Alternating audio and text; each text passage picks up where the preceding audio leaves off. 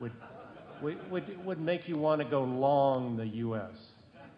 I'm dead serious. Yeah, I think it's a good question. First of all, I'm a little, if I could get over the worry of us basically topping off our tanks. I've actually been a lot more sanguine about the underlying strength of the American economy as a result of high commodity prices. I think we're in the early stages of creating boom situations in a lot of parts of America that got left behind. I think that basically we're going to have to go back and rebuild our energy system. We're going to have to do that. That's going to be the biggest construction project in the history of the world, and that activity begets economic. I think that basically the Starbucks economy era came to a grinding halt, and that Wall Street has a long, long period of time of remorse before they'll ever get back to what we've seen. But that doesn't at all impact, Main Street America. And so I think that there's a lot of good news in the economy. All of that, unfortunately, comes to a screeching halt if we top up our tanks, which is why this issue is such a potential grievous crisis. Bob Hirsch and Roger Bezdek and others have briefed both the McCain and Obama staffers. When will it be possible for an American presidential candidate to speak truth to power? It seems inevitable to me that sooner or later someone will have to say, here's the score. Yeah. In my opinion, and I've passed this on to a lot of friends that are politicians, including your brother and your cousin, I think that it's entirely realistic for a political leader to speak as brutally candidly as I've been doing and be applauded for it.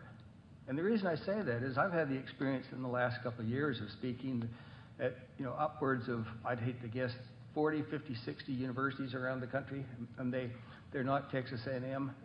They have places like University of California, Santa Barbara, University of Vermont, University of New Hampshire, University of Virginia, University of Kentucky.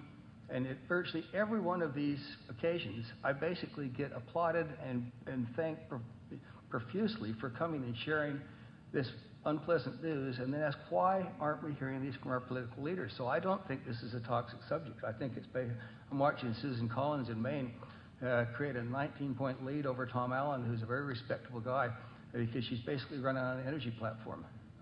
So I think that basically the people that figure out how to articulate energy are going to basically be applauded for it.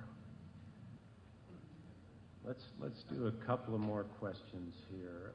John Hoffmeister, he's a Shell guy, runs Shell, has suggested gasoline rationing might someday occur. Can you visualize a situation in which that happens? Well, I got nervous enough around Memorial Day a year ago about how low our gasoline stocks were. And the unbelievable need to import, 1.2 million, 1.3 million, 400,000 barrels a day to basically just stabilize our stock drops, that I suggested to a Deputy Secretary of Energy who was at the OTC. I said, take a look at our gasoline stocks. They are really scarily low now, and we need to put in place a contingency plan of how we would ration. And I said, oh, you got to be joking. That's not an issue. And the next morning, I got a call from a senior staff person at the EIA who said, boy, you really shook up Assistant Secretary, I won't say his name.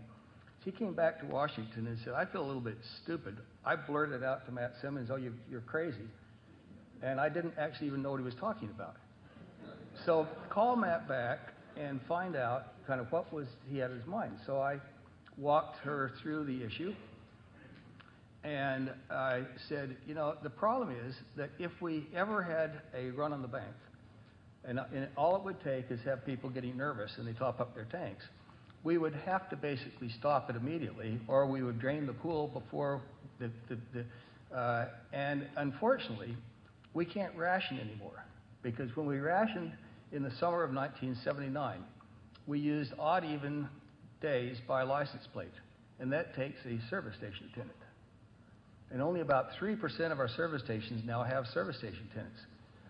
So the conversation switched to, oh my goodness, what would you do? I said, well, if it were up to me, And I'd pass this on to Sam Bodman because I think it's actually useful advice. And I would basically go ahead now as a precaution and print up rationing books like we did in World War II.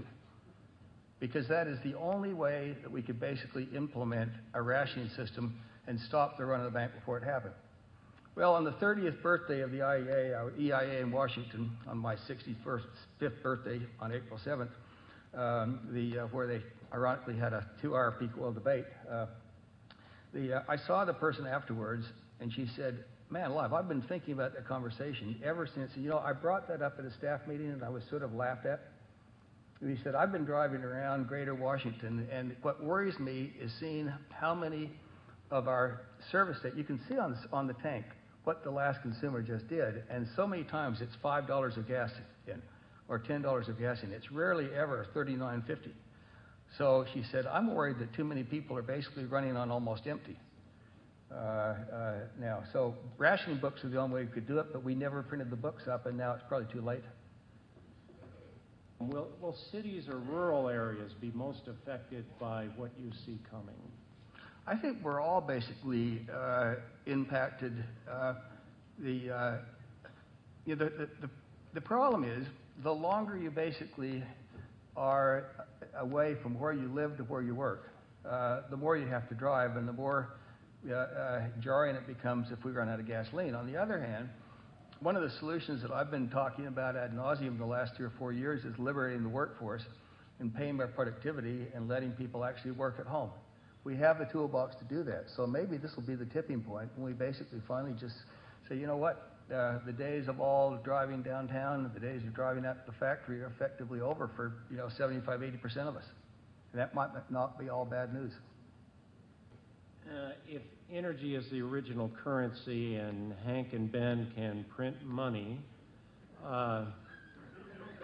but not create energy, what is your suggestion for an average investor? Where should they be over the next 10-year period of time? Well, I'm asked that question a lot, and I think it obviously depends on your appetite for risk, but I think that it would behoove anybody to assume peak oil is real and assume these problems are real, and then just go through your portfolio and say, what do I own that just gets crushed in such an event, and get rid of it. And then I would certainly make sure that I had a smattering of exposure to the rebuilding of the energy infrastructure, because it's going to have to happen. And I wouldn't basically pick 1 or 2 companies and say, now I have a good energy portfolio. I happen to basically be not very sanguine about the outlook for the major oil companies. I think they're now in permanent liquidation, so I wouldn't own one of them. But I think a company like a Baker Hughes or a Schlumberger or a Weatherford or a Transocean, their future has to be good. Because if it isn't, we have really bad problems in front of us.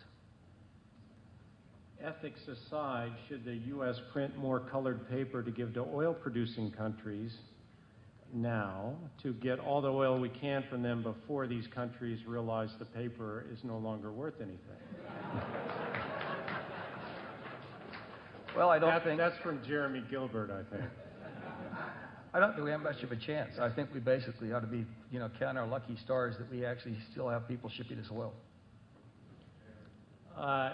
Let's end on that sunny note. Matt, one more big round of applause. Thank you so much.